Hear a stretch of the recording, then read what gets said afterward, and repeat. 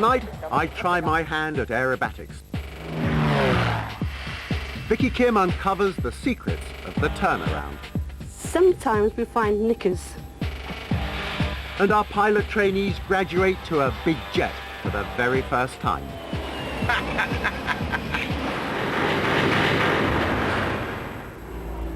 But first, aerobatics. Flying like this dates back to the First World War, when pilots realized that moves like these would allow them to outmaneuver the enemy. Aeroplanes and aerobatics have advanced since then, but the one thing that's still needed is skill. Which is something that pilot of this aircraft has in abundance. This incredible flying display is being flown by Alan Wade, one of the finest aerobatic pilots in the world. He's been displaying for over 12 years and is one of only a handful of pilots allowed to fly down to 30 feet. That's the height of the average house. He also teaches basic flying skills and aerobatic maneuvers to the RAF, the Royal Navy and Army pilots here at RAF Barkston Heath. But today, he's got a different challenge. He's going to look at some of the maneuvers that I've been flying in my Yak 50 and teach me how to hone them for possible use in an air display. It's not going to be easy for him, or for me. My first maneuver was to be the loop. Entry and exit must be at the same altitude, and the loop itself must be perfectly round. Second was a stall turn. The ascent and descent have to be completely vertical and the rotation 180 degrees. And the pièce de résistance would be the flick roll, a move starting with a simple loop before spinning seemingly out of control. This was going to be a nightmare because once that spin starts, it's hard to stop. During his career, Alan has won numerous aerobatic awards, including the much-coveted Stedman Display Trophy. That's an amazing achievement because he competes against the world's best pilots and advanced military jets in this, the Slingsby Firefly. Not modified for aerobatics, it's just a basic production trainer. I have to say that sitting next to Alan was pretty intimidating. I felt like a 17-year-old kid taking his driving test for the first time. What time? You're going to do a loop, shall I? Yep, okay. 130 knots is the recommended entry speed. Okay. After takeoff, we began with a loop. A bit harder. Harder still. Keep coming harder. Gently now. After a couple of goes, Alan was happy.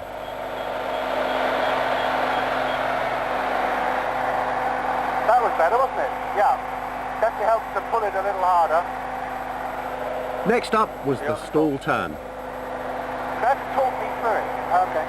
I'm going to pull up into the vertical. And we'll go left. We'll go left side. Okay? Going up. Although I headed up okay, there was a problem ahead. Left rudder, go. Oh, somebody put a cloud in the way. Was that you? Now what are you going to do? The cloud was really disconcerting, and I only just managed to get back on course. There you go. Yeah, got it out. Alan made me try again. Top of the wing wants to be 90 degrees to the horizon. Right. Use small stick inputs to keep it there. When you're ready, shorter, a little bit harder. Hold it there. Bit of forward stick. Forward stick. Left rudder, go. A little bit of forward stick. Forward stick. That's it. And centralise. Better. Pull out. Having successfully done a stall turn, it was on to the manoeuvre that really worried me, the flick roll. Right. What are your flick rolls like? I've never done a flick roll. Have you? About time you did then, isn't it? Okay. What I want you to do is a loop. Right. Alright? Just a round loop. Right. We're going to do the flick at the top of the loop. Okay. From upside down to upside down. It sounds complicated. Trust me.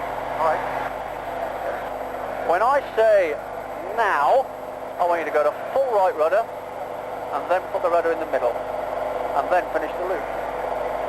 I will try that. You can't take a joke, you shouldn't be trying. Yeah. 150 knot entry then, you have a stop. I put the plane into a dive and we were off. A little bit harder. Keep coming, looking up.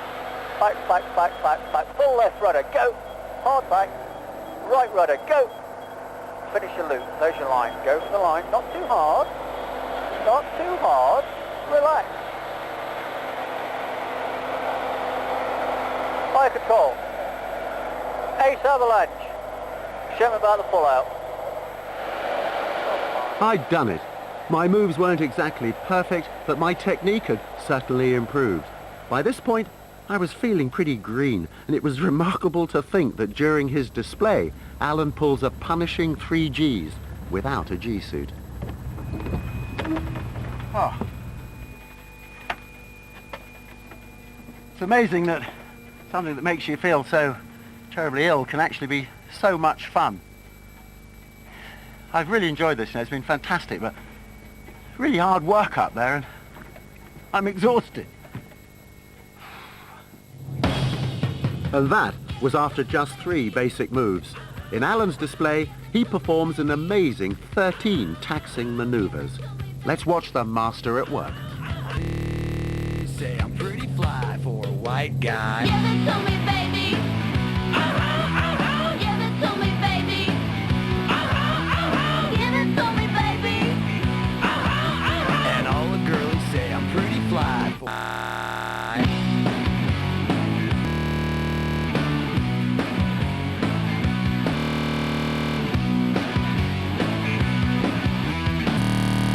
Tres, cuatro, cinco, cinco, seis.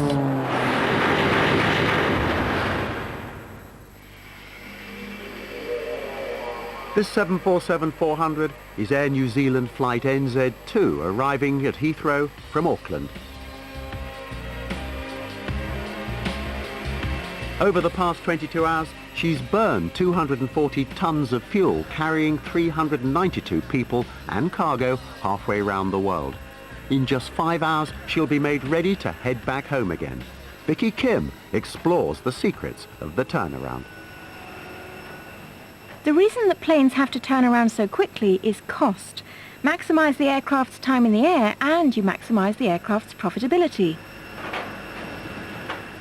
Some days they have to do the turnaround in 3 hours, but today they have a much more leisurely 5. Just about the first person on board is ground engineer John Emmett. The aircraft's computers are able to data link ahead any defects, so he can be ready and waiting with spares. But today, John doesn't have anything too serious to worry about. We'll carry out a transit check now and check the engine's tyre pressures and any inbound defects. We've got one in the tech log here for an engine valve, and there's several in the cabin log. John is employed by Cathay Pacific. As Air New Zealand is based in Auckland, much of the work is contracted out to other airlines. But one man directly employed by Air New Zealand is Tony Doyle, and he's got overall responsibility. This is actually the inbound baggage load coming off now. Okay, so is it true that the first class does get unloaded first? First class is unloaded last, so it comes off first. Right, okay. So the first class containers have already gone. So the first of the first class bags has to be on the belt within 15 minutes of the wheels being chopped. Right, and okay. at a place the size of Heathrow, that is no mean feat.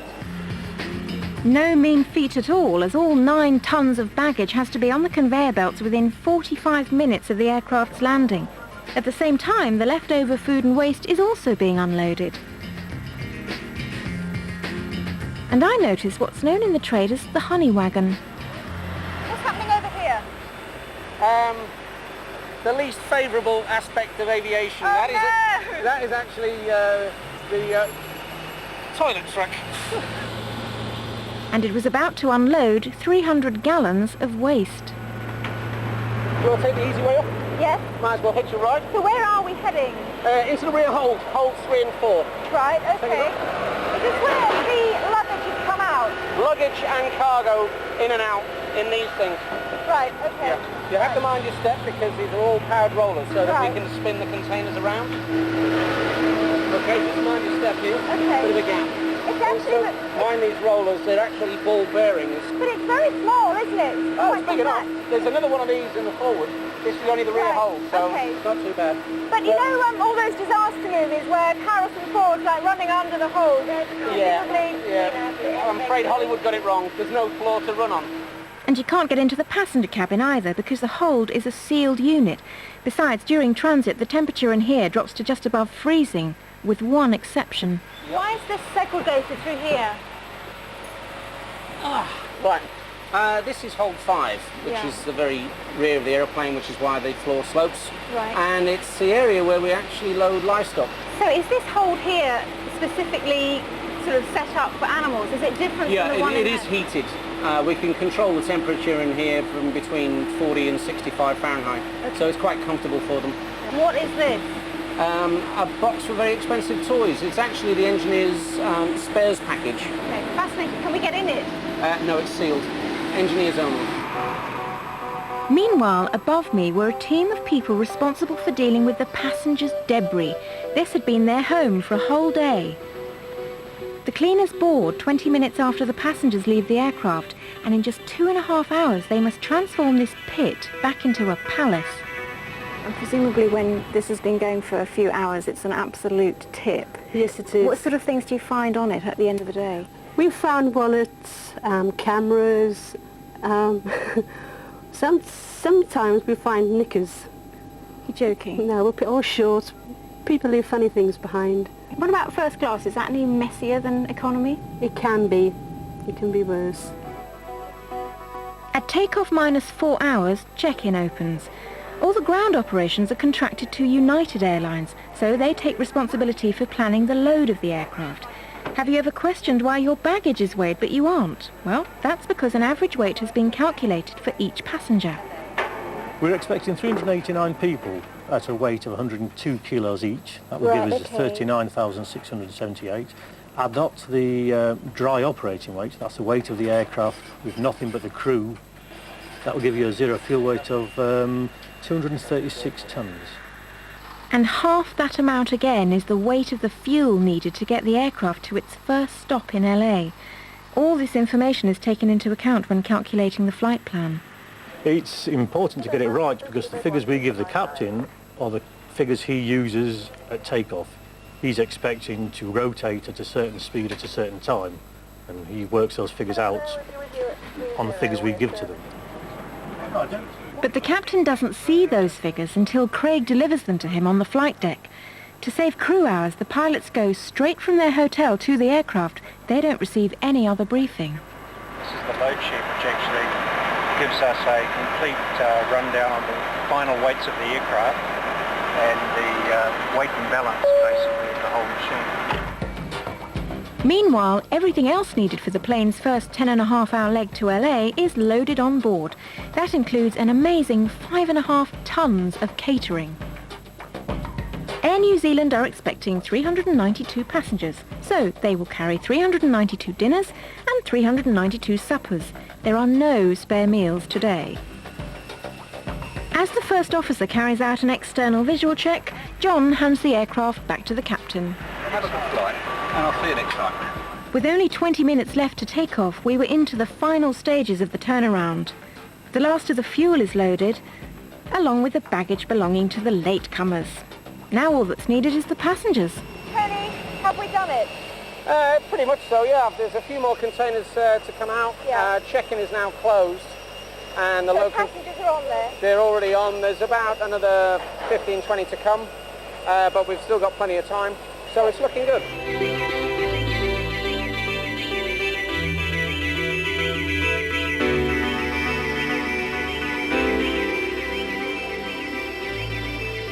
The turnaround was complete, and ready for departure, flight NZ1 was pushed back for takeoff.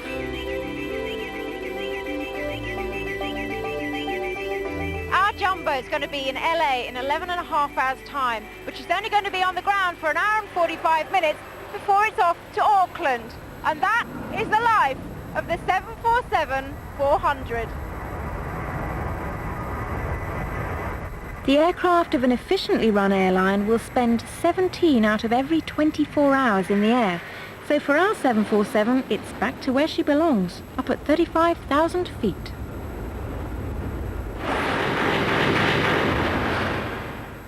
He learnt to fly in his teens, qualified for the US Aerobatic team in an aircraft of his own design, and went on to become a world-class aerobatic champion. If anyone is inspired by aircraft, then it's him. His name? Kermit Weeks. At his home in Florida, his passion for aviation has led him to form a remarkable collection of aircraft. Fenella George reports. This is one of only 2 Ford tri-motors left flying.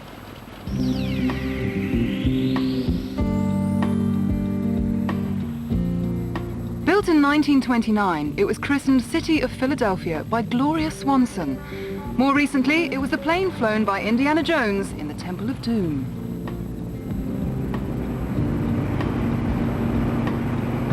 What'd you like to fly? It's similar to a lot of the airplanes in the period. It's very heavy on the controls. All the controls are cable operated. It takes quite a lot of force to get this thing to turn. And consequently, when you get into a lot of bumps and stuff, sometimes if the wing drops, it takes a lot of pressure and a little bit of time to come back. It's a little unnerving till you get used to it. In the 1920s, this was state-of-the-art. This was passenger comfort back in 1929, and it was one of the airplanes that flew on a combined trip with trains and airplanes, and they could go from New York in a train, overnight, Indianapolis, get in an airplane, fly all day to Kansas, jump in another train, go to New Mexico, jump in an airplane, of which this one, and fly to LA. They could go coast to coast in less than 48 hours. For anyone to own just the tri-motor would be impressive. But it is, in fact, just one part of a remarkable collection. Thanks to a $1 billion inheritance, Kermit has, over the last 15 years, assembled the largest private collection of vintage and veteran aircraft in the world.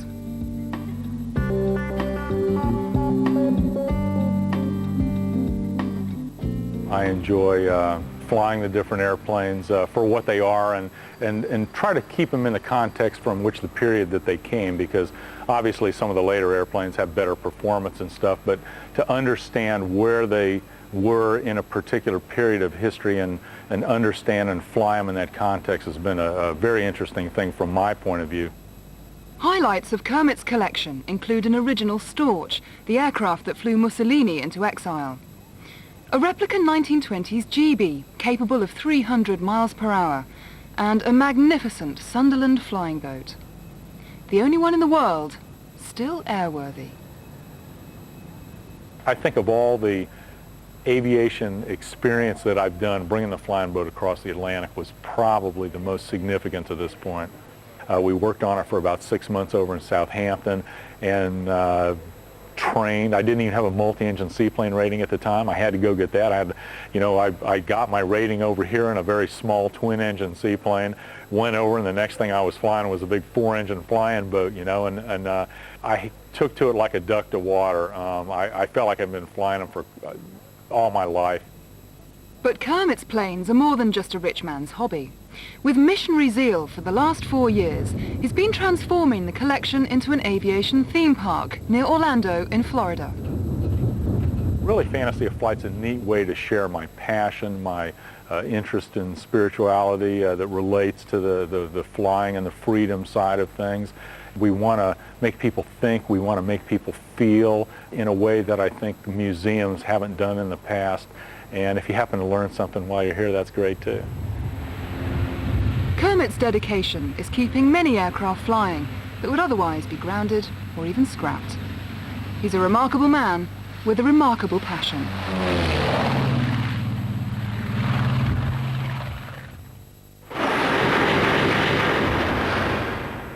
Our pilot trainees may have joined British Airways, but so far the closest they've come to a jet has been in the simulator. However, this week all that changes as they finally get their hands on an airliner. Paul Mitchell and Marlon McKetty, British Airways' newest first officers, are the only passengers on this flight to Prestwick Airport near Glasgow, where they'll cover the very last part of their course. They're about to fly circuits in this £35 million Airbus. Certain altitude 2000. Quite nervous about it a little bit, I think. So. But it's going to take a lot of concentration, but I think I'm well prepared for it now. You have to remember that these cadets have only flown light twins before, and at the moment we're weighing something like 60 tons, so two things are, one, we're much bigger, we have much more momentum and we're much faster, which is something they're not used to. The other is they're just very excited, obviously, flying their first jet airliner. But what we're looking for here is not smooth landings, we're looking for safe, consistent landings in the right place on the threshold of the runway, not halfway down, at the right speed, in the right configurations. So that's what we hope to achieve today, and that's the little problems that the students are going to face first off. With experienced First Officer Gary Anderson at the controls for the first landing at Prestwick, the two trainees have a last chance to see how it should be done before having a go themselves.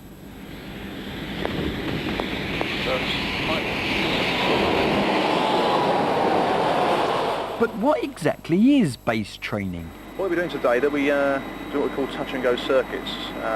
They're here to practice takeoff and landings. And the way we do that is to basically take off and keep flying around in effectively a large oval-shaped pattern. And rather than stop at the end of each landing, taxi back to the beginning of the runway and take off again, which takes maybe 15 minutes, we just land, reconfigure the aircraft straight away to take off, and then take off back into the circuit again and keep doing that until they're worn out and tired and need a break. So are you ready? Yeah, there you go then. Good. The trainees take it in turns, and Marlon Marchetti is going first. He starts with taxiing, which is actually more difficult than you may imagine. Your cockpit is way ahead of the nose wheel, so to keep it on the centre line, you have to turn much later than you'd think.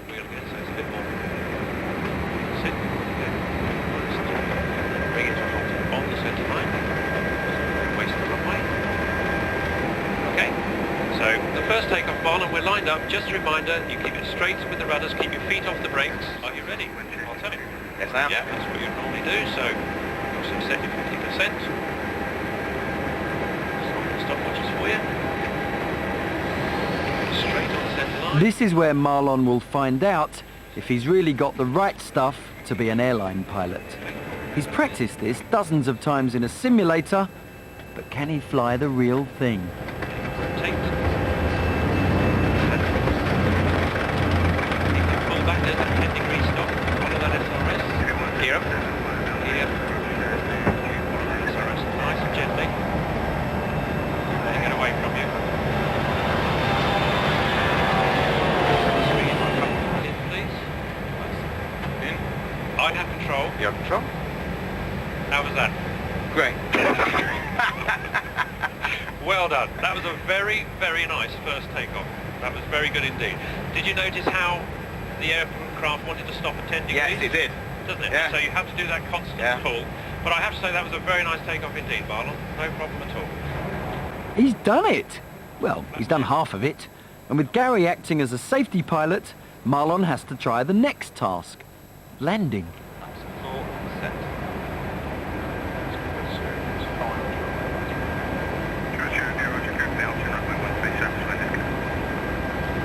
Within 1,000 wind. So are you on the centre line, would you say? Slightly to the right. 500 feet off the ground and a little over a mile short of the runway is a critical point. If they're not lined up perfectly here, Captain Mallinson will call off the approach and they'll go around and try again. But this time things are looking pretty good. 100. 50. 50. Retard. Retard. Okay, lower the nose. Straight in the centre line. 70%. Go. Go. Rotate. And it's got across the line. Here.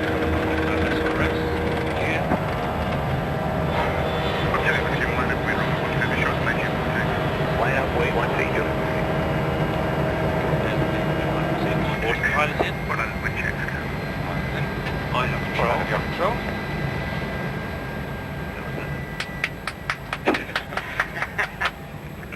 Did you enjoy that? Yeah. Good. And the jet, mate. Well done. Well done. Go ahead. Roger, traffic 6 miles from touchdown, RLS runway 13, report before turning right business and After about an hour and a half of going around in circles like this, it's time for Marlon to have a rest and Paul to show his stuff.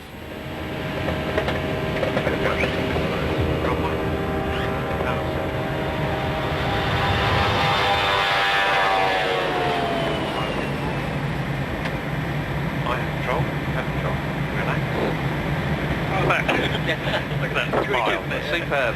Look at that. How fast is that? Lovely. Speed was absolutely spot on for those conditions. And that was absolute perfection.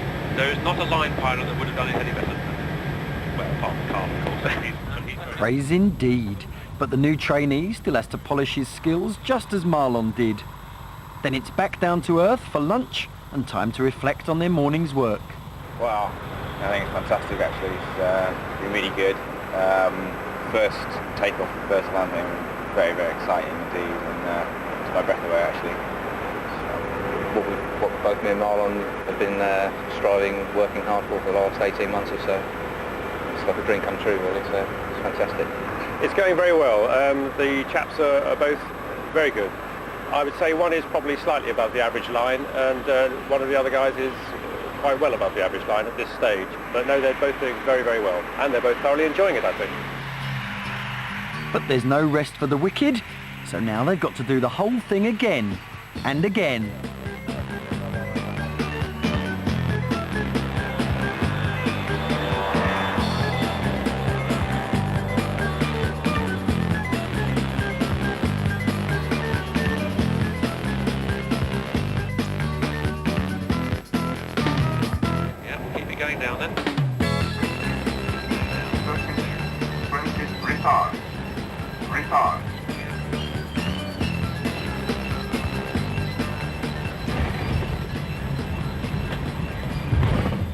After a grueling 17 takeoffs and landings each, they've passed the final test.